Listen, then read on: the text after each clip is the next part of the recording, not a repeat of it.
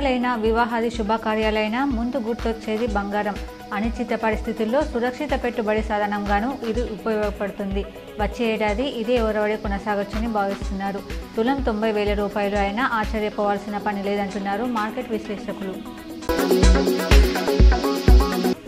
తెలంగాణ రాష్ట్ర మంత్రివర్గ సమావేశం ముఖ్యమంత్రి రేవంత్ రెడ్డి అధ్యక్షతన జనవరి 4న సాయంత్రం 4 గంటలకు సచివాలయంలో జరగనుంది.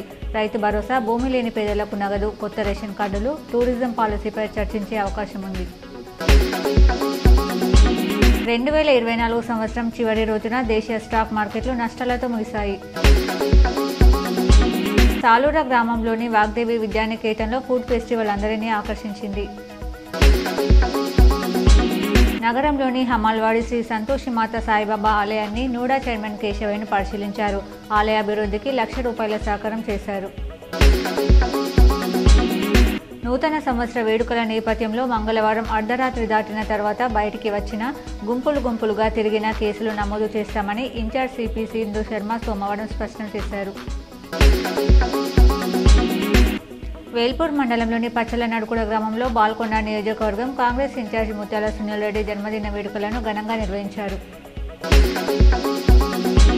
అక్రాన్పల్లి మండలంలోని చింతలూరు గ్రామంలో rural MLA doctor Bhupathi Reddy జన్మదిన వేడుకలు ఘనంగా నిర్వహించారు. మోర్తాడ్ మండల కేంద్రంలోని ప్రజానిలయంలో బాల్కొండ కాంగ్రెస్ నియోజకవర్గ ఇన్ఛార్జ్ ముత్యాల సునీల్ కుమార్ రెడ్డి జన్మదిన వేడుకలు ఘనంగా నిర్వహించారు. కొత్త ఆశలతో, సరికొత్త సంకల్పంతో, రెట్టించిన ఆత్మవిశ్వాసంతో నూతన సంవత్సరానికి స్వాగతం పలుకుదామని బీఆర్ఎస్ నిజామాబాద్ జిల్లా అధ్యక్షుడు, మాజీ ఎమ్మెల్యే ఆశనగారి జీవన్ రెడ్డి పేర్కొన్నారు.